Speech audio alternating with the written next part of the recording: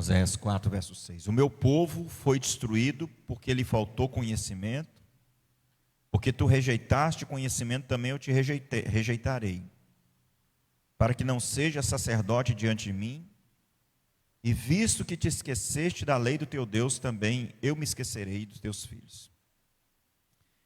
O tema dessa mensagem é: por que tantas tragédias no meio do povo de Deus? Por que tantas tragédias no meio do povo de Deus?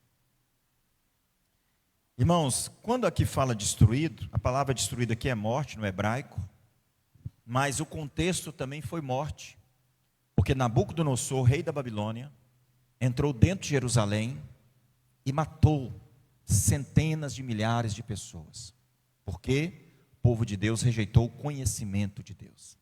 O povo de Israel tinha um grande problema: ele era atraído pelos cultos pagãos, os cultos de orgia, sacrifício a demônios.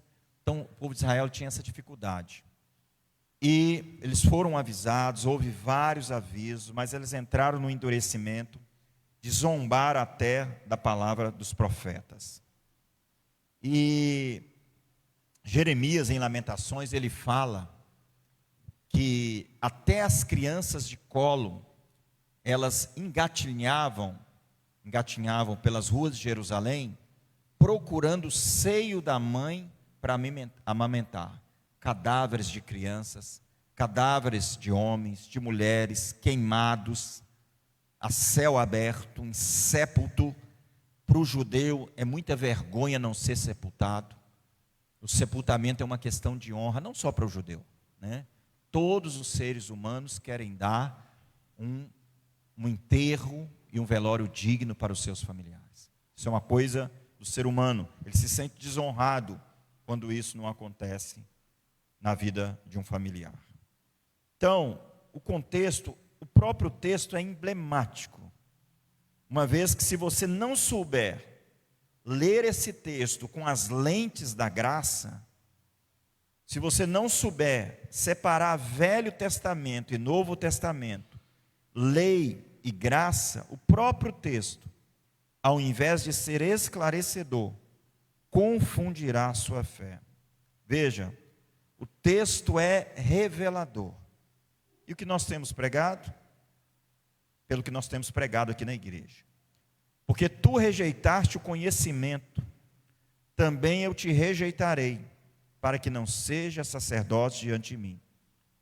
Visto que esqueceste da lei do teu Deus, também eu me esquecerei dos teus filhos. Veja, amados, esse texto ele não serve para a igreja, ele não serve. Esse texto é para o Israel que não era regenerado. E uma vez que nós fomos aceitos por Deus, jamais seremos rejeitados. Por quê? Romanos 5, verso 9. Romanos capítulo 5, verso 9. Romanos capítulo 5, verso 9.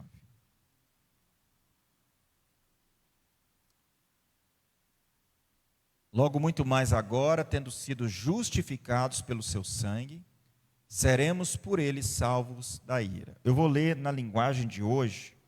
Ela diz assim: e agora que fomos aceitos por Deus, por meio da morte de Cristo, e agora que fomos aceitos por Deus, por meio da morte de Cristo na cruz, é mais certo ainda que ficaremos livres, por meio dele, do castigo de Deus. Então, amados, Deus, ele não nos aceitou pelo nosso comportamento. Nós fomos aceitos pela morte do seu Filho, pela nossa fé no seu sacrifício. Isso faz com que sejamos aceitos diante de Deus na sua presença, pela morte do seu Filho, e faz com que em momentos de fraqueza, Deus não nos abandone ao seu juízo, como fazia com Israel. E ele fala, é mais certo ainda, que disse a palavra, Romanos 5,9, é mais certo ainda que ficaremos livres por meio dele do castigo de Deus. Eu li aqui, foi domingo, Isaías 54, que Deus fala, assim como foram as águas de Noé. nunca mais mirarei contra ti. Então, Deus, ele prometeu, como ele fez aquele arco-íris, que foi um concerto com a terra, que nunca haveria mais morte por inundamento, o dilúvio. Ele falou que ele nunca mais se iraria contra o seu povo. Claro que ele está falando isso aqui para a igreja, e ele derramaria a sua ira sobre o seu filho, para não derramar a sua ira sobre nós. Então Deus, só isso aqui que nós estamos falando, irmãos, presta atenção. Meu povo foi destruído porque lhe faltou reconhecimento. E aí, se você não entender isso aqui, porque tu rejeitaste o conhecimento, eu também te rejeitei, para que não seja sacerdote ante mim, e visto que esqueceste da lei do teu Deus, eu também me esquecerei dos teus filhos. Veja, isso não acontece mais com a gente, porque nós fomos aceitos por Cristo. Então, mesmo em todas as nossas fraquezas, nós continuamos sendo aceitos por Deus. Claro que quem quiser deliberadamente ir para o mundo, Deus não vai impedir. Eu não quero servir, pronto, acabou. Deus não vai impedir. Mas enquanto você estiver na igreja, fraco, desanimado, sem conseguir orar, você continua na mesma posição, você continua sendo aceito por Deus. Independente se você está conseguindo orar, não está conseguindo orar, está pecando, não deveria pecar, mas você continua sendo aceito, porque você foi aceito por meio da morte, da cruz. Então, isso que faz com que sejamos aceitos diante de sua presença, e a morte do Filho faz que em momentos de fraqueza, Deus não nos abandone ao seu juízo, como Ele fazia com Israel. E mais certo ainda, que ficaremos livres por meio dele, do castigo de Deus, irmãos. Eu nunca imaginaria que eu ia entender o que eu estou entendendo há 5 anos. Nunca imaginaria. Eu nunca imaginaria que isso existia. Eu nunca imaginei. Nunca imaginaria, porque a igreja ela é muito fraca na doutrina da justificação. Muito fraca. Nossas pregações, a pregação da igreja ela é muito fraca na doutrina da justificação. E a gente prega aqui na igreja todo dia a doutrina da justificação. Todo dia aqui a gente prega a cruz. Então, as pessoas elas estão servindo a Deus com sensação de juízo. E eu não posso jogar pedra, porque eu também vivi 20 anos assim da minha vida. Está na cama, é porque Deus está tratando. A doença é para conserto. Perdeu o filho, porque Deus quer falar com essa casa. Esse evangelho louco, que eu vivi nele 20 anos, e assim hoje, entendendo a graça, eu fico, gente, como é que a gente entra nisso? Mas é a cegueira, porque a Bíblia fala que a lei, ela traz um véu sobre o nosso entendimento. Então, quando você entende a graça, você tem que ler a Bíblia com a ótica da graça.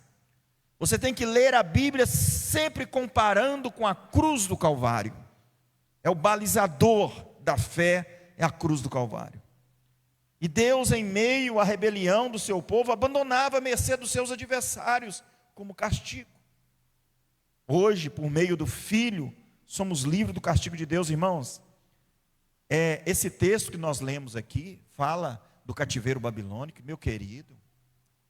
Os babilônicos, eles entravam com as suas espadas, estrupavam as mulheres, estrupavam as meninas virgens, eles cortavam cabeça. Você já assistiu esses filmes aí, de séculos passados? Você sabe como é que é. Você já pensou esse Deus permitir isso com o seu povo? Você já pensou Deus lá de cima, vendo o seu povo derramando sangue,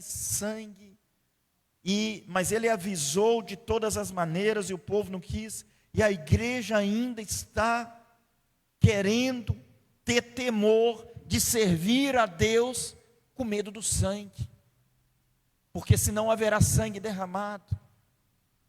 Não entendeu, depois que a gente vai entendendo, as coisas vão clareando, que a melhor coisa é você servir Deus sem medo de ameaça. Sem medo de ameaça alguma. não é que Deus relacionava abusivamente, é porque eles não tinham um coração transformado. Então tinha que morrer a espada, sabe? Aí eles pegavam, profanavam o templo, eles faziam culto pagãos, ofereciam seus filhos a Moloque, colocavam os seus filhos dentro de uma estátua, e ali, debaixo da brasa, eles dentro da estátua iam queimando, e tinha alguns que colocavam nos braços de Moloque. Então, queridos, às vezes nós não temos noção da perversividade, da forma perversa que o povo se corrompia, e não tinha evangelho para trazer arrependimento, eram bárbaros, e a espada era a única forma de Deus parar a loucura. E felizmente, por que tem tanta tragédia na igreja? Porque ainda acha-se que a espada é ameaça para o crente obedecer a Deus. Se o crente não obedecer a Deus, vai descer a espada. Deus desceu a espada na casa de Davi, Deus vai descer a espada na sua casa. E Davi, conhecedor da graça, como nós pregamos aqui ontem, sabendo que estava debaixo da profecia do profeta, ele mesmo sabendo que está debaixo da lei, que Deus falou que ia cobrar, ele ainda pede misericórdia porque ele conhecia a graça.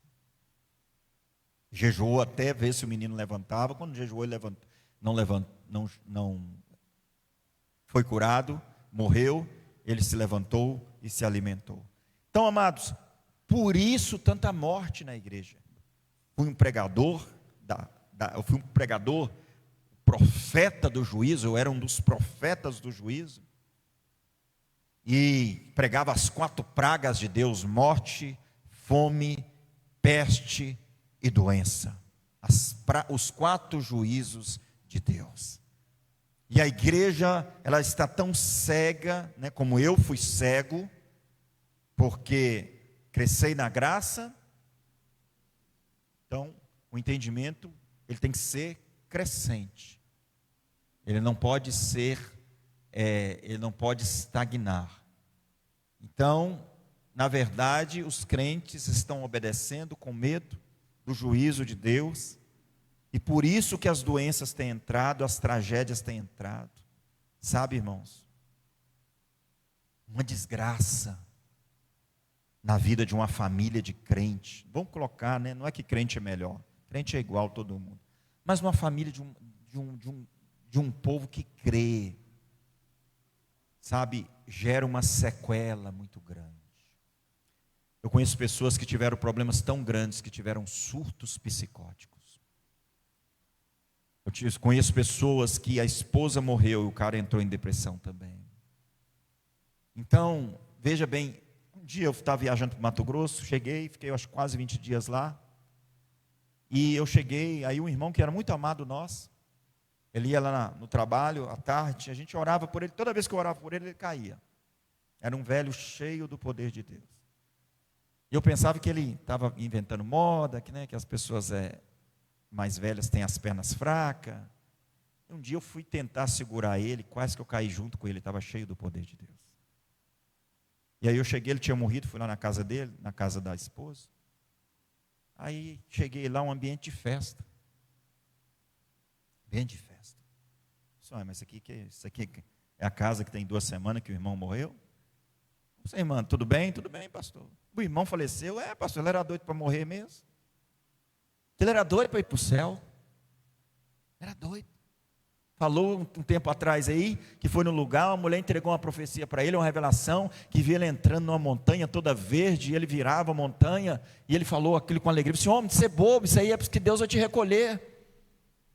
E ele era doido para ir para o céu, havia alegria. Um dia eu passei em frente a uma igreja, tinha um velório, e o Espírito Santo abriu meus olhos espirituais, e eu vi um clima de festa, mas eu não sabia que tinha velório lá na frente, lá dentro da igreja. Na hora que eu passei, eu olhei, era um velório, mas ali tinha um clima de alegria, de festa. Sabe por quê? Porque as coisas de Deus, elas não geram sequela. Elas não geram sequela. E nós somos muito frágeis emocionalmente. Nós traumatizamos fácil. Nós traumatizamos. E Deus, Ele não quer gerar sequelas para que tenhamos medo do amanhã, nem medo da sua vontade, porque a sua vontade, ela é boa, ela é perfeita, ela é agradável, e Ele quer o melhor nas nossas vidas. Então, o Velho Testamento, Deus se relacionava com o seu povo na reciprocidade. Vocês largaram a minha lei, eu também larguei vocês, eu rejeitei. Na reciprocidade. No Novo Testamento, Deus se relaciona na incondicionalidade, incondicionalmente. Esta é a lupa da graça. Se você não analisar toda a Bíblia, não só o Velho Testamento, mas até o Novo, preste atenção, você está abrindo precedente, uma brecha para os males entrarem na sua vida, né? Ao começar alguma coisa errada, crente ora para viajar, né? Vou orar aqui para viajar, para Deus me guardar. Mas quem mora mesmo dentro da gente? Quem mora? Quem mora? Quem mora dentro da gente? Espírito da Pombagira, do Tranca-Rua, da Maria Mulambo, do Exu Caveira. Quem mora dentro da gente? Não sabeis que o Espírito que ressuscitou a Cristo ao terceiro dia habita nos vossos corpos mortais e revivificará os vossos corpos mortais. Então, querido, nós temos a presença de Deus. Por que Davi venceu o gigante Golias? Porque ele carregava, não dentro dele, mas sobre ele, a presença de Deus. Então, nós não temos consciência. Mil cairão ao teu lado? Praga alguma? Toda ferramenta preparada contra ti? O justo vive pela sua. Vamos orar aqui porque a viagem é longa. Não é que eu estou fazendo aqui uma crítica, eu estou fazendo aqui, existem coisas na nossa fé que nós temos que ter consciência quem somos, o que temos e o que Deus é na nossa vida. Nós temos que ter conta, porque nas mínimas coisas nós vamos abrindo precedente uma mentalidade equivocada que não tem consciência do que é em Cristo Jesus. Então, amados, nós precisamos entender que eu vou aqui comprar uma coisa aqui, lá no lugar tal, eu vou consagrar, porque lá consagra demônio a comida. O que contamina o homem não é o que entra, mas é o que sai. Por quê? Porque o que sai denuncia uma mentalidade. Então, nada que você comer, a Bíblia fala, eis que vos dou autoridade para pisar as serpentes com punhões, e nada vos fará dano. Não tem que quebrar nada, orar para quebrar nada não, porque nada nos fará dano algum. O que é isso, irmão? São coisas pequenas, mas que vão nos trazendo uma mentalidade. E as tragédias têm entrado dentro do seio da igreja por falta de entendimento, né? A gente fala aqui, eu estou falando de alguma coisa aqui que eu vivi 20 anos. Eu ia pregar em Alpercata, eu orava na ida e na volta, para Deus me guardar. Orava. E olha que no pentecostalismo, eu já vi anjo várias vezes do meu lado. Várias vezes eu vi anjo do meu lado. Então, porque é uma promessa, o anjo do Senhor. Só que a gente não mentaliza isso. Nós temos o Espírito Santo, que é Deus. Temos o anjo ainda ao nosso lado. Não é místico, é verdade. Então, a gente não está aqui querendo ridicularizar a fé de ninguém. Mas algo realmente que aconteceu com a gente com toda a sinceridade. Que a gente não faz essas coisas porque... a não ser pela nossa sinceridade, mas a gente tem, Paulo fala, quando eu era menino, fazia coisas de menino. Então, temos que entender que realmente nós vamos amadurecendo, né? Nós estamos aqui para também ficar criticando a ninguém, não é esse o nosso intento, mas é gerar conhecimento.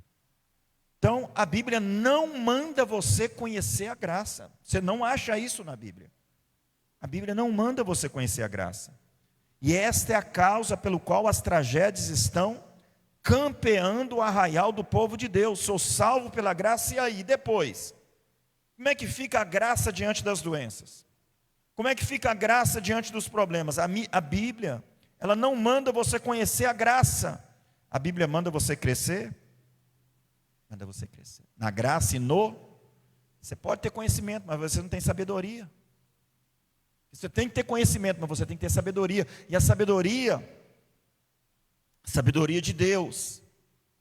Então nós temos que crescer na graça e no conhecimento. Sabe por que a igreja ela tem muitos problemas? É porque ela estagnou no conhecimento. Você pega um crente de 30 anos dentro da lei, é o mesmo arroz com feijão. Ora jejua, santifica. Ora jejua, santifica. É o mesmo arroz com feijão. A gente roda a Bíblia, mas acaba vivendo isso. A gente não consegue sair do lugar. Eu fiquei parado nesse lugar há 20 anos. Fiquei parado. De vez em quando eu vi o espírito da morte me rodear. De vez em quando ele tentava me matar. Eu achei que era batalha espiritual. E a Bíblia fala que o espírito vivifica, mas a lei mata. A lei atrai Satanás. Porque o diabo, ele precisa de lei para entrar na vida do crente. Amados, esse crescimento sadio que nós vamos tendo, para amar os mais fracos, a Bíblia fala que nós temos que ter paciência com os mais fracos. E quando você entende a graça, pastor, a gente entende a graça, a gente não vai ter problema. Tem, mas a sua expectativa é diferente. Você consegue olhar para os problemas de uma forma diferente, irmãos. Eu sei o que eu vivi na minha vida. 20 anos pregando, mas algumas inseguranças. Mesmo pregando fé, mesmo levando a mensagem da fé, algumas inseguranças, e a Bíblia fala que o verdadeiro amor, ele lança fora todo medo. Então tem pessoas que estão dentro da igreja, que ainda não têm certeza da salvação, que acham porque vão à igreja, estão blindados, ou seja, eles se preparam para receber alguma notícia ruim, e conviver com esse mal na vida deles, porque pensam que Deus os preparou para o mal, para que o mal trabalhe na vida deles. Muitas pessoas cristãs, sem querer julgar ninguém, estão sendo desonradas por vexações que as provações têm lhes trago. Irmão, se tem uma coisa que nós temos que ter é compaixão. É muito fácil você entrar no escritório com ar-condicionado e não ter compaixão e não fazer indagações, porque certas coisas acontecem na vida da igreja. A gente fica pregando aqui uma Bíblia histórica, um Jesus histórico, sabe, impotente diante dos problemas, esperando Jesus voltar, e vivemos com muita dificuldade. Nós pregamos aqui ontem, Eliú falou para Jó: Deus coloca o homem no leito para o purificar do seu pecado. E qual pecado que Jó tinha? Nenhum. Mas Jó depois falou o problema dele era de mentalidade. Antes eu te conhecia de ouvir, o cara era o cara da oração, toda madrugada estava lá com os filhos, era o cara do preço, é o cara do joelho. Mas a grande humildade de Jó não foi só orar pelos seus amigos, mas reconhecer o seu equívoco de fé. Por que Caifás estava diante de Jesus e rasgou as suas vestes? Quando ele rasgou as suas vestes, ele rasgou o sacerdócio. Porque blasfemas, porque dizes que é o Filho de Deus. Por quê? Porque Caifás, ele estava cego pela lei. Ele é um sumo sacerdote, conhecedor da Torá, de trás para frente, um homem que era sacerdote, sumo sacerdote, e agora chega Simeão, que a Bíblia fala, nem fala quem ele era, talvez dá ele algum cargo, mas Simeão na sua velhice, está lá na casa dele, mas a Bíblia fala que ele era cheio do Espírito, e ele falou assim, a Bíblia fala que Deus falou: vai depressa lá no templo, porque Jesus está sendo apresentado. Quando ele pega a criança, e ele fala: Senhor, despede o teu servo, porque os meus olhos viram a salvação de Israel. 8 dias, Caifás viu Jesus com 33 anos, por quê? Porque a religião judaica, ela estagnou, porque ela não quis crescer, irmão, você quer atrapalhar a sua vida, sai do crescimento. Eles estagnaram, sabiam demais, e hoje nós estamos tendo um monte de gente que sabe demais, que já fechou o cânon da inspiração, né, da revelação, está fechada. Mas pessoas que acham que sabem tudo do Evangelho, e não se permitem a se criticar, não se permitem a se indagar, não se permitem a fazer algumas perguntas de algumas coisas que acontecem na igreja, que contrariam as promessas e a palavra de Deus, que contrariam. Muita gente doente, muita gente depressiva, crente suicidando, pastor suicidando, presbítero enforcando. Então, queridos, nós precisamos ter uma autocrítica, a gente tem falado isso, e o problema da estagnação, quando a gente acha que já sabe demais, né? O que o Jó, ele reconheceu: antes eu te conhecia de ouvir falar. Olha, esse homem era o homem da igreja de hoje, que o diabo via na vida dele o que ele não via. Viste o teu servo Jó, Deus? Tu cercaste ele, mas o Jó não via a cerca. Um homem era ansioso demais. Vincavam sacrificar, porventura Deus os mate. O diabo via a proteção, mas ele não vê a proteção. Irmãos, eu não gosto muito de contar essas coisas, mas a gente fala porque, sabe, às vezes nós estamos vivendo um mundo tão racional. A gente fala, e eu tenho um grande problema como pregador, é querer ajudar a palavra, né? Então a gente, como pregador, às vezes quer ajudar a palavra, mas realmente as experiências não foram minhas, mas foi Deus que me deu, né? Então já falei isso, que eu estava numa fazenda há mais de 20 anos atrás, e aí uma criança, hoje essa criança tem 25, 26 anos, pegou uma Bíblia católica, abriu onde tinha um anjo com a asa enorme, e ele era pequenininho, e ele estava com a vovó dele, a avó dele era crente, já está no Senhor, e apontou e falou assim: ó, esse aqui está atrás dele, o anjo estava atrás de mim, com as asas enormes. Um dia eu estava ali na Avenida Minas Gerais, eu trabalhava de bicicleta no subcentro do Bradesco, a extensão que tinha ali perto do Correio, trabalhava de madrugada. Eu olhei para cima, tinha um anjo com a asa em cima de mim, olhando em cima de mim, olhando e rindo para mim com as asas enormes. Um dia eu estava subindo um monte, eu vi um varão de branco. Eu entrava onde eu trabalhava, eu vi um varão de branco na porta. Eu saía, eu vi o varão de branco na porta. Então, verdadeiramente é a palavra de Deus. Por isso que a Bíblia fala que o verdadeiro amor lança fora todo medo, mas você só se liberta do medo se você tiver conhecimento, se você saber quem está com você, se você saber quem está dentro de você. Quem está dentro de você não é o Deus que venceu o gigante Golias, quem está dentro de você é o Deus que fez o céu e a terra.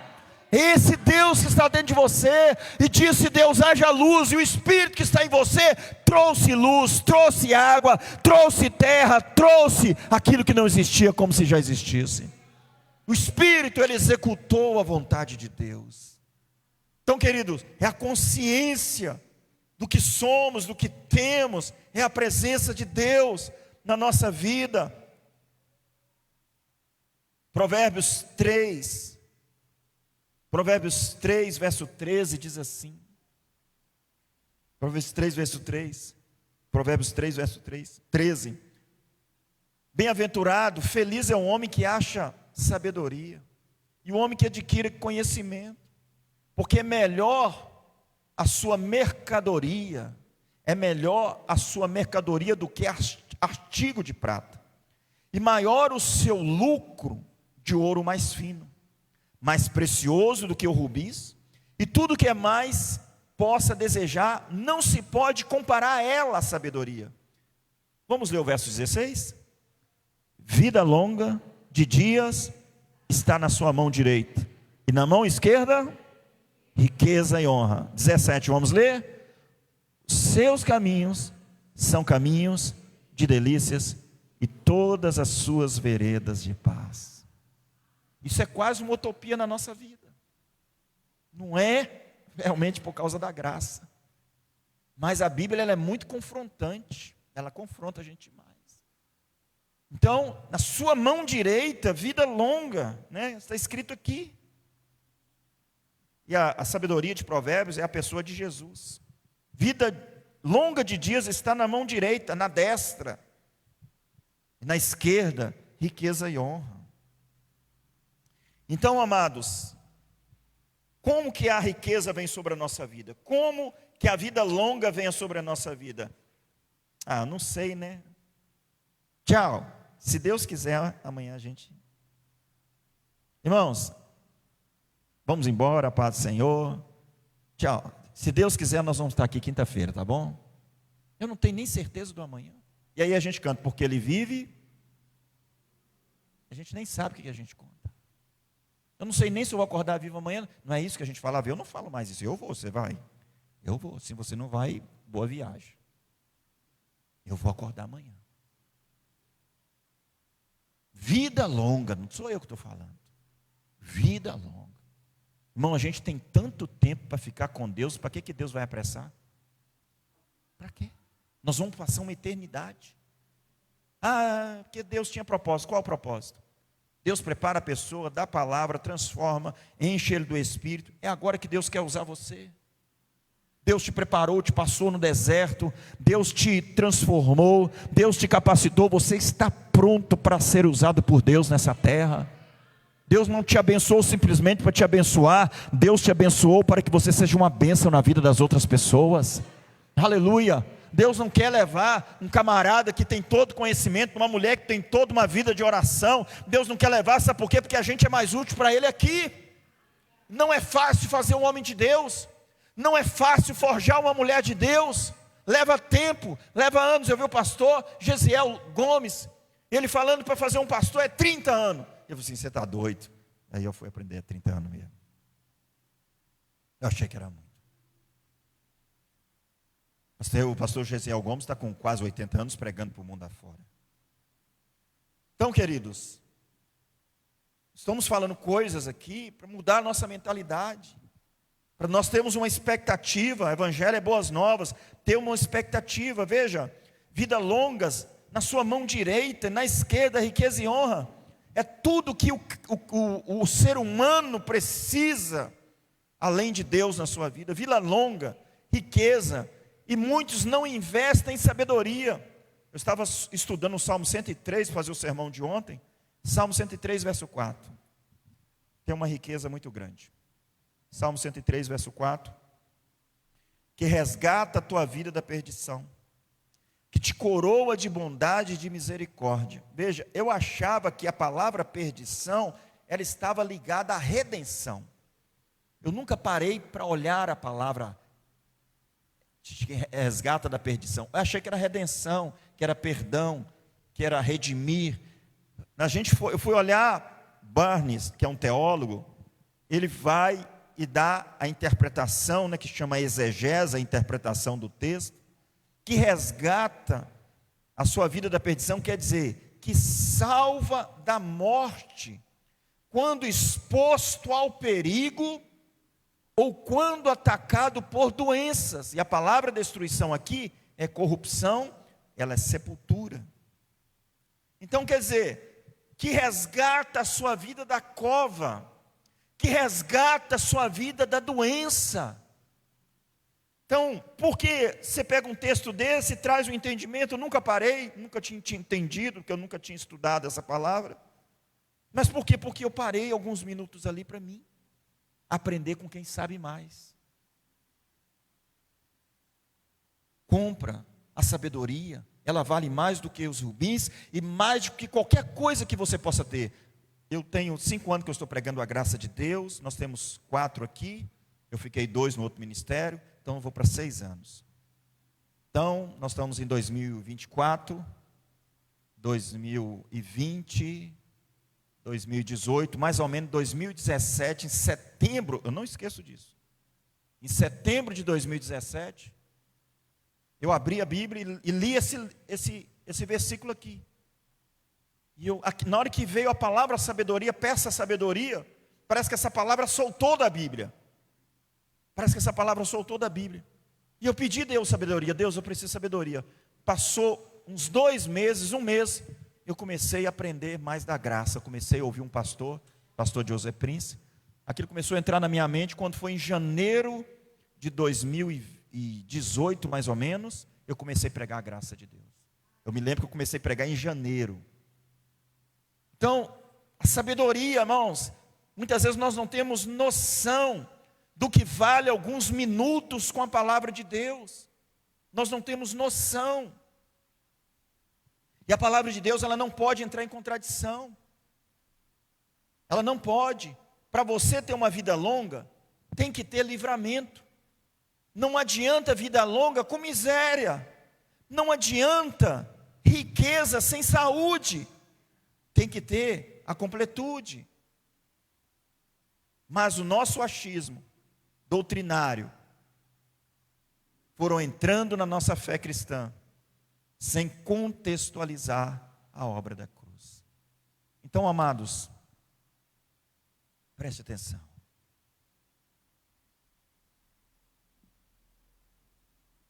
Nós temos uma certa ideia de como a fé funciona. Os ataques vêm, mas nós temos que ter certeza que podemos rejeitar tudo que quer encurtar a nossa vida. Quando eu estava pregando, acho que eu não estava aqui ainda, acho que talvez 1 ano antes de entrar aqui, teve uma irmã, que a amiga dela, muito amiga, deu câncer. E ela estava lá em Belo Horizonte. E ela ia viajar para ficar com a colega dela. E ela me contou a história. E a mulher lá era crente, pregadora da palavra de Deus. E eu virei para ela assim: pastor, como é que eu devo orar? Coloca a mão na cabeça dela e repreende o espírito da morte. Repreende o espírito da morte. E ela foi repreendendo o espírito da morte. Os médicos tinham feito um procedimento dela, não estava dando certo. O negócio dela, seríssimo, seríssimo, seríssimo.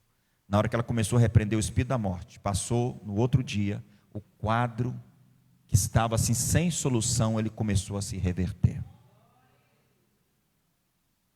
Porque nós temos que ter consciência. A mulher está viva até hoje. Eu não sei como é que está agora, está fazendo tratamento até um tempo lá, mas o negócio dela era seríssimo. Ela tem superado a medicina. Então, o fato, nós precisamos entender que vida longa de dias está na sua mão direita. Então, se a morte te rodear, você declara: vida longa está na mão direita de Jesus. Se a luta financeira querer te convencer que você não pode ficar rico, que você não pode prosperar, você vai falar: riqueza e honra está na sua mão esquerda. Deus não quer que você seja desonrado. Deus não quer que você passe por vexações. Deus não quer que você seja tolhido na sua privação. Riqueza e honra Ele tem na sua mão esquerda sobre a sua vida. É uma questão de consciência, de mentalidade. A destruição tem entrado no seio da igreja militante, que é essa, porque é um desinteresse pelo conhecimento. As pessoas estão procurando fórmulas mágicas, mas não querem debruçar alguns minutos diante da palavra para adquirir sabedoria no reino de Deus. E no reino de Deus Ele não opera pelo muito. Presta atenção. No reino de Deus Ele não opera pelo muito. Ele opera pelo pouco no tocante à nossa parte. Jó sacrificava muito ou pouco? Porque ele personalizou, o sacrifício. Poderia fazer o sacrifício, mas com a mentalidade diferente. Lucas 13:18, para a gente ir para o encerramento.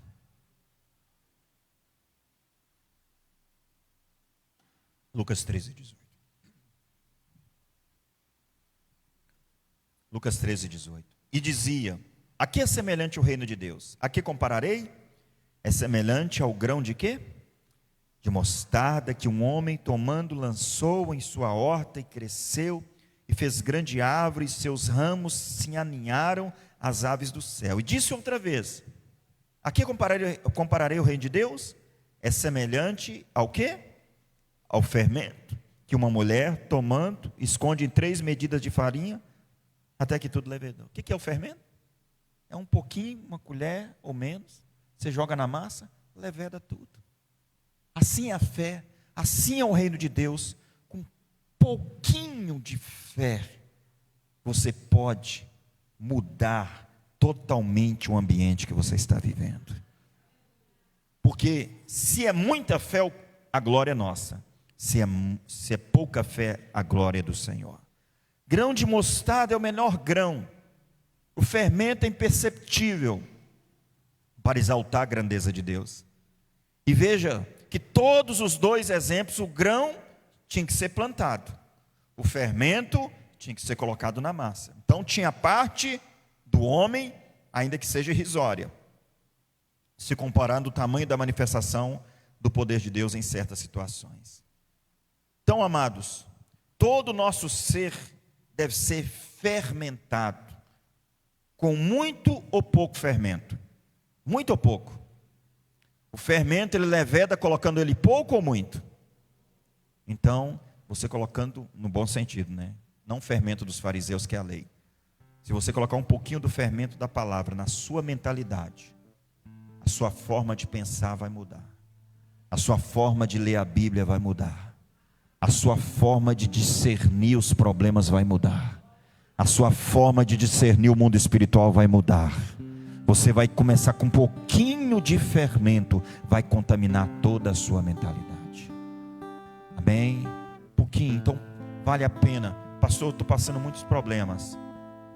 Então, se alimente um pouquinho. Coma um pouquinho todos os dias. Se alimente um pouquinho. Quando você começar a se alimentar todos os dias, vai acontecer uma coisa muito interessante, tá? Você não vai conseguir fazer todos os dias. Porque é uma guerra espiritual para que você não se alimente um pouquinho. Porque Ele sabe que se você se alimentar um pouquinho, Deus vai fazer grandes coisas na sua vida. Então vai criar várias coisas para você não ter o tempo. E, sabe, eu estava em Belo Horizonte. Para Belo Horizonte, saí 6 horas da manhã. Acho que eu fui até de ônibus nesse dia. Foi interessante ser humano, né? Eu acordei 6 horas, eu cheguei de madrugada em Belo Horizonte. Aí fui ali, pé da rodoviária ali, fui tomar um café ali perto. Você já foi em Belo Horizonte, você sabe como é que é. 5 horas da manhã, 6 horas, Belo Horizontino está com um copo de leite na mão, com café e um pedaço de pão, andando no meio da rua assim. Quem já viu isso lá em Belo Horizonte? É assim, está ali com o copo e correndo, e andando, sabe? Nós temos o celular agora, nós temos o tablet, né? Você pode abrir a tela do computador, 1 minuto que você para, deixa eu me alimentar um pouquinho aqui, porque é isso aqui que vai me manter de pé. Quando os pensamentos vier para me derrubar, eu tenho uma palavra, eu tenho uma promessa para cada investida do inferno na minha mente. Eu tenho uma palavra cravada no meu coração. Aleluia, o medo não vai me dominar. Aleluia, o medo não vai me paralisar. Aleluia, mesmo inseguro eu vou continuar. Eu vou perseverar, eu vou marchar, porque eu posso caminhar, mas quem vai abrir o mar vermelho é Ele. Quem vai abrir o Jordão é Ele. Enquanto eu caminho, o mar vermelho se abre diante de mim. Aleluia, aleluia. Vamos colocar de pé. Se alimente.